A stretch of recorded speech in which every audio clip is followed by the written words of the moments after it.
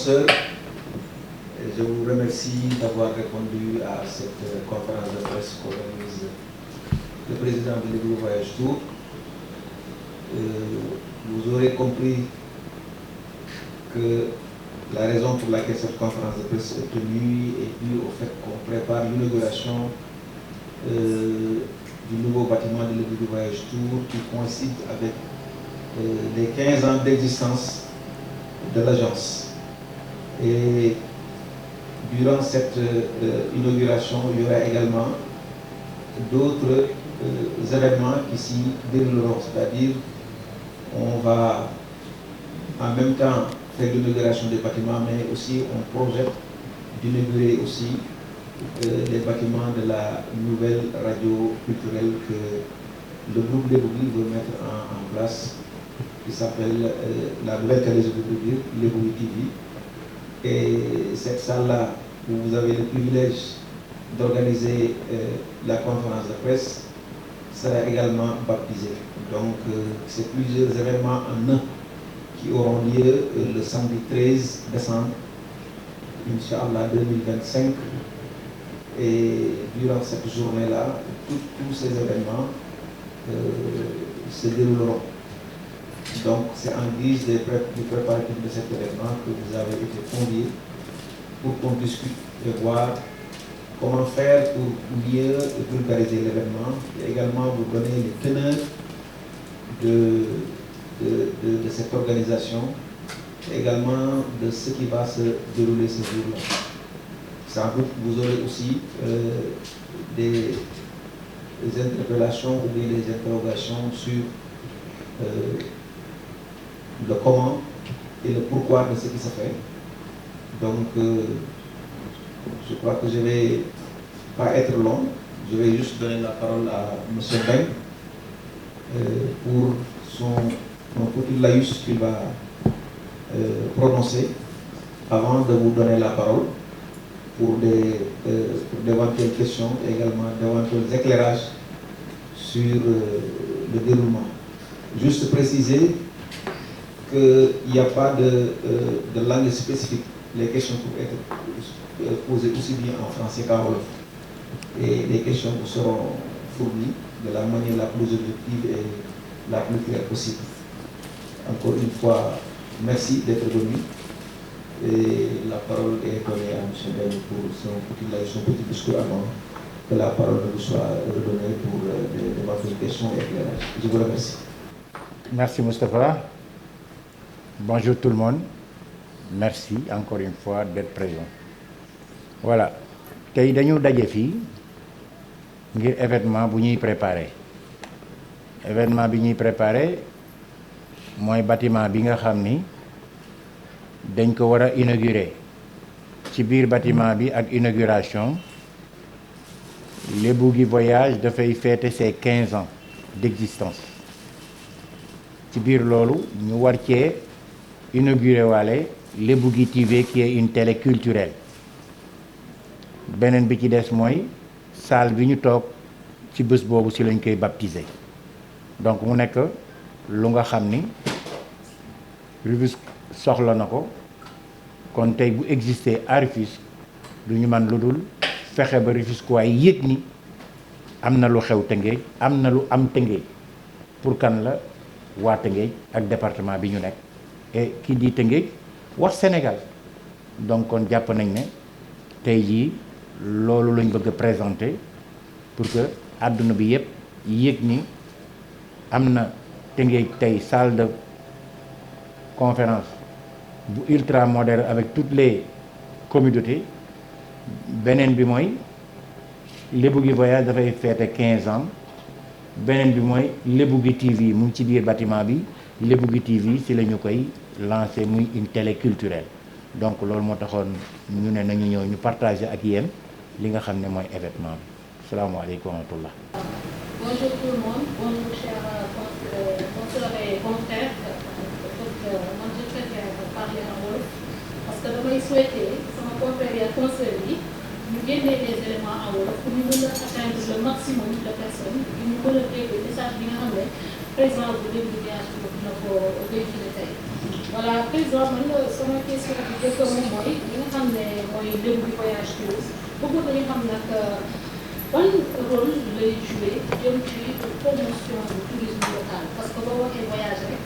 normalement war nga wax li nga xam ne moom mooy tourisme. question bu important parce que lébu gi voyage tour lañ wax tour bi mooy tourisme bi donc am nañu partie boo xam ne tourisme religieux la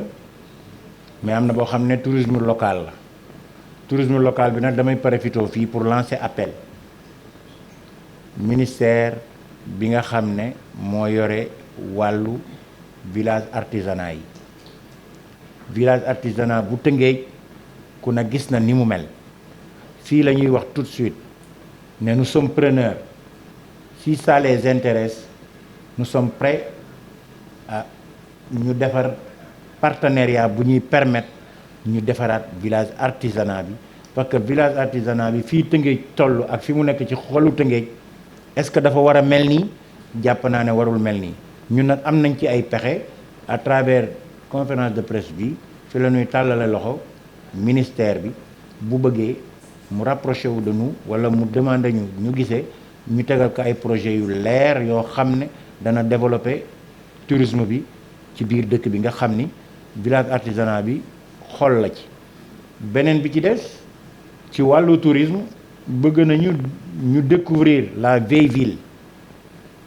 mais tey boo bëggee découvrir la vieille ville nga dem fekk ay commerçants occupé mbedd mi kon booy wane lan ngay wane kon ay jaaykat ngay wane kon Rufisque pour ñu mën fi def tourisme dafay fekk ñu mën a accéder sur les vieilles bâtiments mais tey trottoir yëpp ay marché la donc kon booy wane doo am loo wane beneen bi ci des mooy suñu ay xar baax yi nga xam ne war nañoo wan tourisme bi que ne am na ñeneen ñoo xam ni lu mel ni Kumba Lamb dañu koy dégg mais en réalité Kumba Lamb ku ne da nga bari noo koy waxee waaye ku ne na nga xam rek nga koy waxee kon war na ci wàllu tourisme ñu wane loolu ci wàllu tourisme église Sainte-Agnès dafa am histoire war nañoo mën a wane église Sainte-Agnès tey jii war nañoo mën a wane place Gabar bi nga xam ne suppi nañu tur bi sax waaye yooyu yëpp Tëngéej am na ko jardin public mu nekkoon tooli buur ñu xool naka la ñuy fexe ba foofu it ñu mën ko wane tey ñu dellu wane Icotaf fa mu nekkoon wane Bata fan la nekkoon Sococim existence am te ñooñu dañu bari lu ñu def ci biir dëkk bi kon ñooñu it am na lu ñu war a mën a wane ci ñoom kon am na lu ñu mën a génn wane ko tey jii ay tailleur a ngi fi ay coiffeuse a ngi fi yoo xamante ne ak patronat Rufisquois ndax ci biir événement bi dinañu xam ne événement bi ñuy def nii dara génnu ci Tëngéej de bout en bout cet événement du 13 décembre lépp Tëngéej la traiteurs yi Tëngéej lañu dëkk ñiy defar bâche yi Tëngéej lañu dëkk ñiy indi siège yi Tëngéej lañu dëkk sonorisation bi Tëngéej la dëkk écran géant yi Tëngéej la dëkk donc lépp Tëngéej la c'est pour wane potentialité yi nekk Tëngéej jour boobu dañu leen présenter kenn ku ci nekk ak la ngay def ñoo xam ne Rufisque am na potentialité et il suffit que ñu dajale li Tëngéej am jàpp naa ne tey mairie bi war nañoo mën a jël dem présenter mairie Tëngéej wane ko ci biir wane ko ci biti kon jàpp naa ne Tëngéej am na tourisme comme ni mu amee tourisme noonu la amee tourisme religieux war nañoo mën a dem xooli sama kër maam Xaadi Aline Dia war nañoo dem seeti ji sama kër maam El Hadj Ibrahima Sakho Baye Ndiagne Diaw mais Tafsir Ñaaw Fay Mbay Ngone Seck donc sama maam ca Dangu donc yooyu yëpp ñu war ko mën a wane muy ay kër yoo xam ne kër yu mag la këru mag ñi la bu ko defee ñu dem wane leen donc loolu tourisme la boo xam ne bu dul dara ñu dajale xale yi bu vacances jotee wala yenn bés yenn yi ñu def tournée ci biir dëkk bi wan xale yi fii lii la woon lii la symboliser mag mee fi newoon kee fi newoon maam Ndiagne Sam donc yooyu yëpp ñu wanaat ko xale yi kon defe naa loolu yëpp ci wàllu tourisme la dugg te defe naa télé culturel boo ko xësee wax rek jàpp naa ne culture moom valeur a ngi ci biir et valeur boo da ci yaree forcément da ngay am yar yaru valeur donc loolu bokk na ci liñ bëgg a def. voilà président sama beneen question dafay jëm nag ci création d'emploi parce que Lébu gi Voyage Tour dañu wax muy fêté 15 ans yi wax nañu tamit day am télé bu Lébu gi TV am na tamit yeneen innovation yoo xam ne mu ngi si biir foofu nag en matière d'emploi bëggoon nañu xam yan jéego nga ci def. waaw xam nga yemul ci emploi parce que balaa nga naa emploi da ngay wax formation parce que kuñ lay jël da ngay am xam-xam te jàpp naa ne am na ñu bari ñoo xam ne ci Lébu gi Voyage ci 15 ans yi fii lañ leen formé biñ fii ñëw xamuñu woon dara ci liggéey bi mënuñu ci woon dara waaye fii lañ leen formé ñun dañu privilégié la formation ba pare door a wax emploi ñiñ fi formé it ñu ci bari ak fi lañ am emploi ñu formé leen fi ñu def stage ñu former leen jàppale leen ba tey ñu nekkaat ci yeneen infrastructure parce que ñu bari jaar nañ fi jàll donc am na it ñu fi des mais incha allah loolu moom formation bi moom lañ gën a privilégié que emploi bi mën na bañ a bari mais formation bi moo ëpp solo parce que nit ki moom xam-xam bu ko xësee am fu mu dem da koy mën a yóbbu jàpp nañ ne ñi ñuy former ñu ci bari jaar nañ fi jàll te ñu ngi nekk ci yeneen infrastructure nekk ci yeneen agence wala di liggéey sax ci assurance ak tourisme parce que yooyu dafa bokk ci li ñuy def kon jàpp naa ne formation bi moom ñun moom lañ gën a privilégié que emploi bi. mais en matière de partenariat bëggoon nañu xam ñan nga lëkkalool wante tamit wax ñu sa diggante ak maire yi nga xam ne ñoom ñoo nekk ci département de Rufisque parce que bu ñu wax Lébu gi Voyage Tour yemale ko ci ville de Rufisque mais dañu koy wax au niveau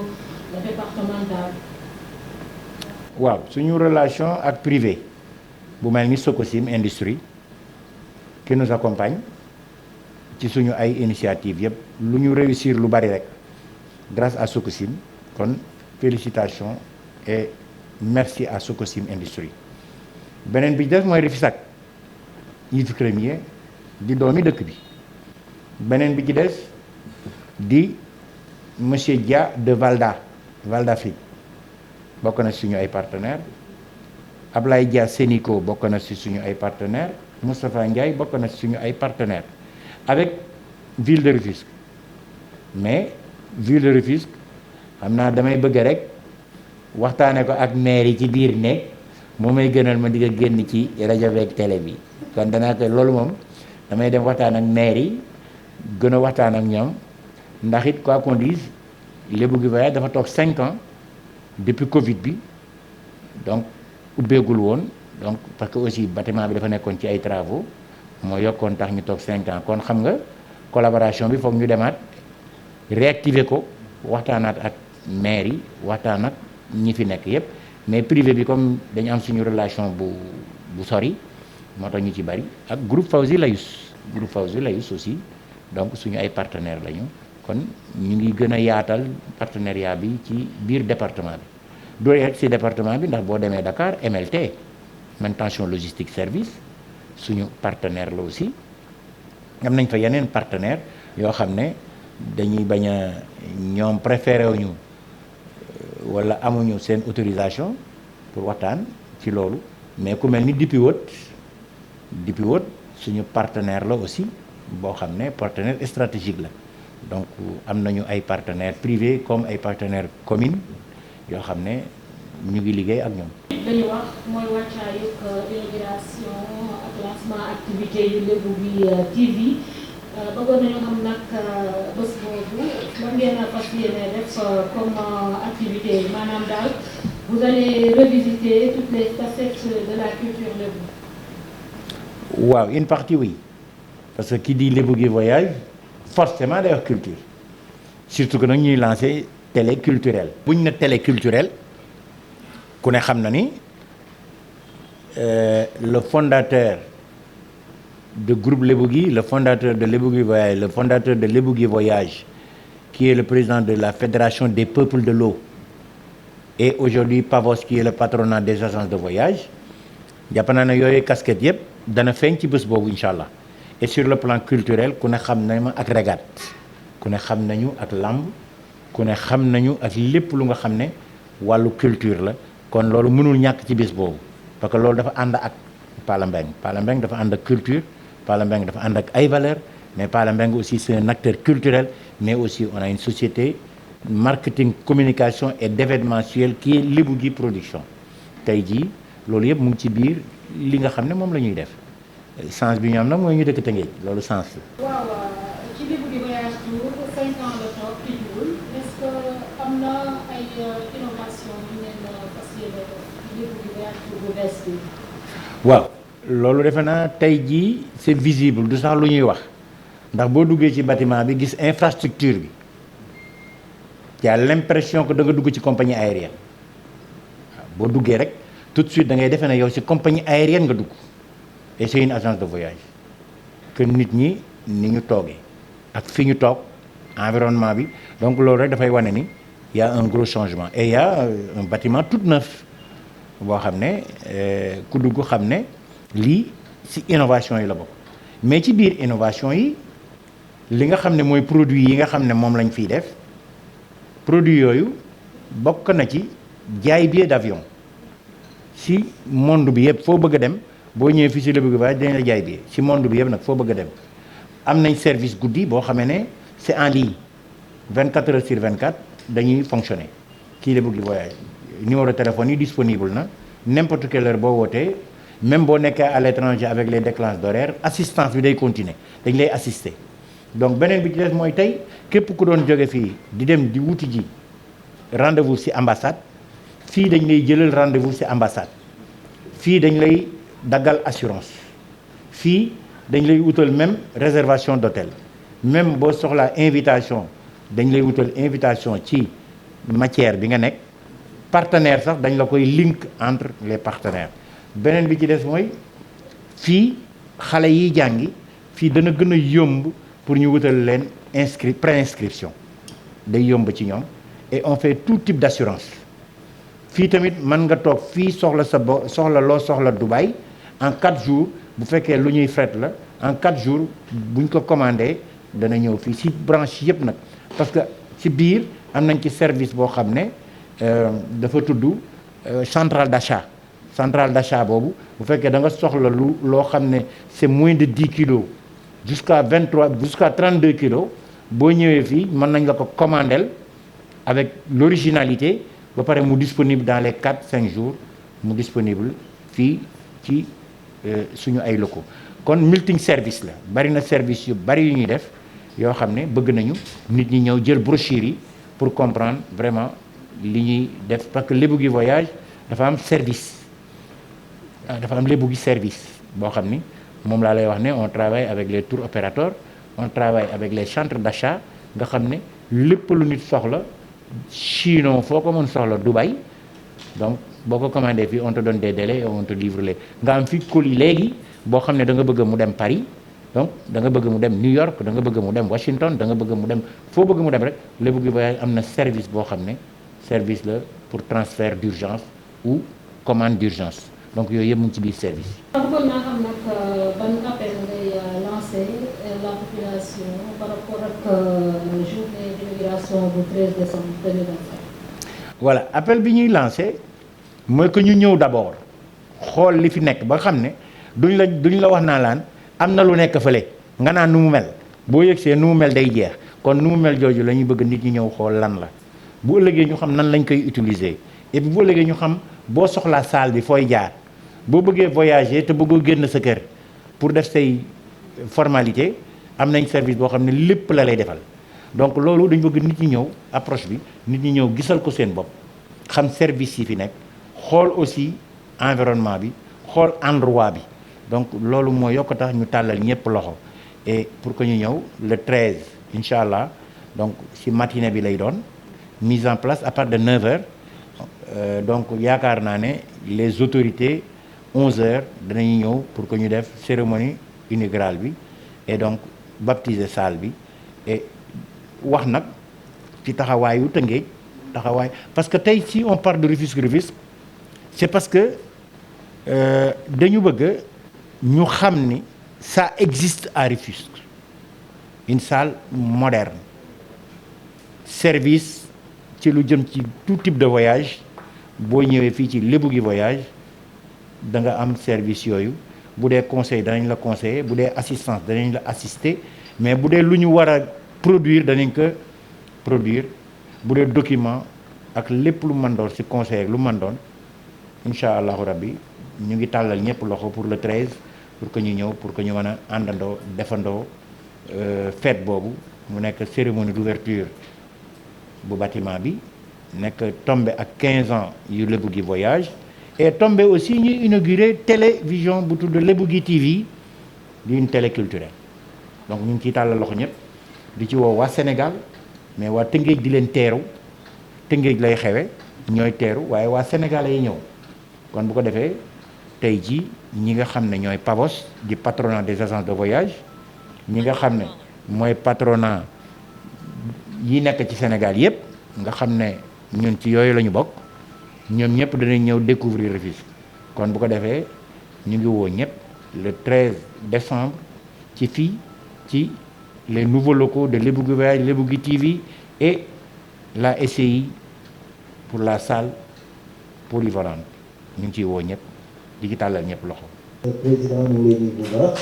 ñu ngi leen di fay. voilà bu ñu àndee Tëngéej TV voilà juste rek question bi ma bëgg a posé ñett la benn bi mooy Lébou Gui Voyage gis nañu ne macha allah seen kër gi am na solo tey jii wax nañu Khady wax na ci wàllu lu jëm ci emploi mais ci cadre bi nga xamante ni moom lay posé exactement mooy. tey est-ce que ci wàllu employé yi li nga xamante ni comme Lébou Gui Voyage mi ngi nekk tamit est-ce que ndawu tamit dinañ ci mën a gis seen bopp. deuxième question bi mooy Lébou Gui TV est-ce que télévision la bu nga xamante ni dafay émettre au niveau national wala day émettre au niveau Rufisque rek sinon tamit beneen question mooy est-ce que Lébou Gui Voyage à travers seen communication est-ce que dañuy basé toujours ci li nga xamante ni mooy télévision bi ñu yor mooy porter seen communication est-ce que dinañu am un partenariat ak yeneen télé yi nga xamante ni ñoo nekk télévision locale yi nga xamante ni ñoo nekk fii ci Tëngéej voilà ñetti question yi laa moom di leen remercier bu baax merci. waaw merci Ngoum defe naa première question bi mooy emploi bi est-ce que waa Tëngéej dañ koy bénéficier wu infrastructure bi dafa nekk Tëngéej mais Sénégal la dafa nekk Tëngéej nag mais Sénégal la gën a jege gën a yey compétence égale le Rufisquois est privilégié compétence égale le Rufisquois est privilégié loolu moom lañ mas di dox formation yi boo ko seetee ñi ñu fi formé Tëngéej la ñu dëkk et si sama biir wax sànq yaa ngi dégg maanaam tout Rufisque c'est-à-dire lépp li nga xam ne c'est lié à l'événement jëlewu ñu dara Dakar lépp Tëngéej kon côté boobu na sa xel dal beneen côté bi ci des moo di wàllu est-ce que dañuy jël suñu télévision rek jàpp naa ne question bi tontu na boppam ndax li tax ñu dajale leen ne presse locale ça veut dire que lii mooy continuer ndax bu doon loolu mënoon nañoo toog rek jël suñu télé tey jii balay ngoon mu nekk YouTube en direct man dañuy def ay direct télé bi dafay inauguré mais existence am depuis 2 ans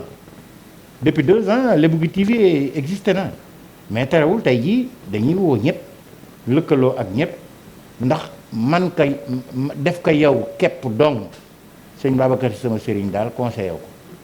man ko yow kenn def ko yow kenn sa gaal sax lébu yi day naa óorul kon defe naa ne bu soobee yàlla incha allah danañu àndandoo ak ñëpp suñu télé nag incha allah le jour J moom dafay def directam parce que c'est pas la première fois ñuy def ay direct Lébou Gui TV existe depuis 2 ans mais peut-être xëy na dañ koy inaugurer ba nga xam ne ku jóg di ko seet di nga xam foo koy fekk et c'est une télé culturelle et donc on est sur Instagram on est sur YouTube et beneen bi mooy nga xam ne c'est une télé internationale c'est pas une télé locale du télé locale télé internationale la waxuñu sax nationale mais c'est une télé internationale mais spécialisée en culture donc loolu mooy suñu vocation dañ jël ne télé culturelle lay doon mais du ko teree def nag lépp loo xam ne télévision da koy def donc incha allah donc defe naa yooyu mooy woon sa ñetti question ah waaw Web TV la aussi Web TV la donc loolu ñu préciser ko peut-être li ñu ciy dolli mooy wàllu aj màkk bi ak colonie de vacances ak umra ak ziara Fès ak tourisme religieux à l'intérieur du pays donc yooyu it sànq dama ko fàttee cité ci biir service yi la bokk mais ku ñëw jël suñu plaquette di nga xam li ñuy def yépp incha allahu rabbi mais nag ñu ngi tàllal loxo nag waa Tëngéej ci Makka ji nag ak umra beeg Fès parce que am nañ ci ay paquets yu am solo te jàpp naa ne bu ñu xoolee suñuy prix ak yeneen prix yi danañoo xam ne suñu prix toujours mooy gën a moins cher tuuti légèrement par rapport ak ñeneen c'est pour que ñu wane ni c'est possible parce que lébu gi dans sa globalité c'est pas un problème de bénéfice mais c'est un problème d'existence loolu moo gën a bokk ci suñu ay xalaat. asalaamaaleykum maa ngi leen di nuyu monsieur le président maa ngi tudd Binet nekk le Rufisquois TV sama question nag nekk lan moo tax choix bi Lébu du voyage pour nekk choix bi nekk Tëngéej Lébu du TV aussi choix bi nekk Tëngéej ñu bëggoon xam lan moo waral choix bi nekk Tëngéej. mais merci encore une fois mais balaa may tontu sa question naxar bi ma jëkk a am ci biir bâtiment bi balaa may tontu sa question dama am lu ma naqari li ma naqari mooy dafa am koo xam ni Rufisquois la bari man-man bari xam-xam am relation mu ñëw ma am fierté invité ko fii pour présenter ko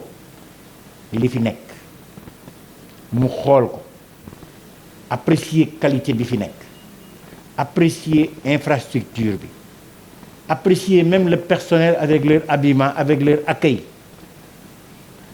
commerciaux yi mu apprécier ko ñëw ci biir salle bi toog apprécier salle bi ba féliciter ma mais ba ma poser benn question mu ne ma mais ce que vous avez fait là tubaab la ko làkk na ce que vous avez fait là mais c'est plus rentable à Dakar qu'ici ma ne ko malheureusement c'est pas la rentabilité qui m'intéresse c'est l'existence qui m'intéresse am na Tëngéej moo ma intéresse na am Tëngéej boobu mooy li ma la wax nii pourquoi tout Rufisque man ci sama bopp Tëngéej laa dëkk jokkul laa juddoo samay bokk nga dàngoog ceew leen kon noonu waa Tëngéej la am na ay kër feneen comme ni ma amee kër Tëngéej waaye bu ma solee mbubb bu ma xottee mbubb ba war koo sol damay jàppane bu ma ko solewul Tëngéej awma li ma gënal bu ma amee mbubb mu bees sax Tëngéej laa koy sol parce que loolu laa gëm ndax nit la nga am loola daf la war a jaral lu ne et je tends la main à tous les Rufisquois et ci bés bi ma lay wax nii bu keroogee di nga gis ne en tout cas bariwul fooy dem fekk ñu di fa def lu baax te doo fa fekk waa Tëngéej fu ñuy def lu baax ci àdduna bi waxuma Sénégal rek mais ci àdduna bi fu ñuy def lu baax boo demee da nga fa fekk waa Tëngéej kon Tëngéej war naa mën a baax loo gis nag day am ko commencé pour en dellu si sa même question daa am ku ñëw ne ma environnement bi ni mu mel yéen ñëpp gis ngeen bu ngeen jógee ngeen filmer environnement bi ni mu mel mais dana changer xam nga lu koy changer parce que bâtiment bi am na fi bâtiment bi yu nekk moo tax forcément l'environnement dafay changer parce que adéquatul àndul bu ma toogoon nag naan dama bëgg a def bâtiment bi nañ fi jëlee ferraille bi ay wax lay doon mais boo ëndee bâtiment bi nekk fi réej yéen seen bopp xam ngeen ne fii bâtiment bi nekk ak environnement bi mu nekk forcément environnement bi dafay jógee parce que bâtiment bi moo imposé loolu c'est l'investissement et le bâtiment et le bijou c'est un bijou de Rufisque c'est pas un bijou de Palembang ni de Lebougui c'est un bijou de Rufisque et Rufisquois yi am nañ fulla ak fayda ju toll yi lii ma doon wax léegi environnement bi dafay changer forcément parce que réalité bi moo tax dafa am un bâtiment qui est là bu imposant boo xam ne forcément environnement bi dafay changer kon donc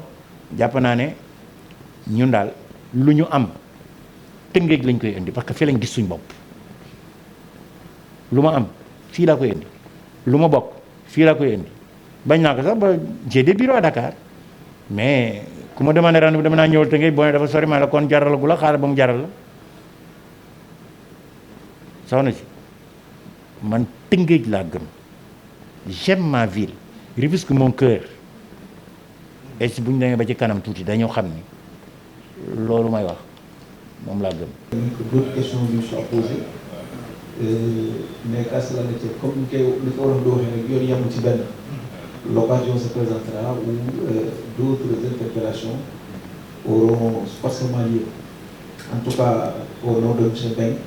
au nom de son staff, nous nous des remerciements particuliers à l'endroit de la Camara qui a organisé tout ça. Mon et son équipe, nous pouvons parce que lui, c'est à lui qu'on a confié ce travail-là et je crois qu'il a réussi avec brio. Donc, au nom de l'élevage, nous remercions pour ce travail. Et vous aussi, chers journalistes, chers confrères, nous nous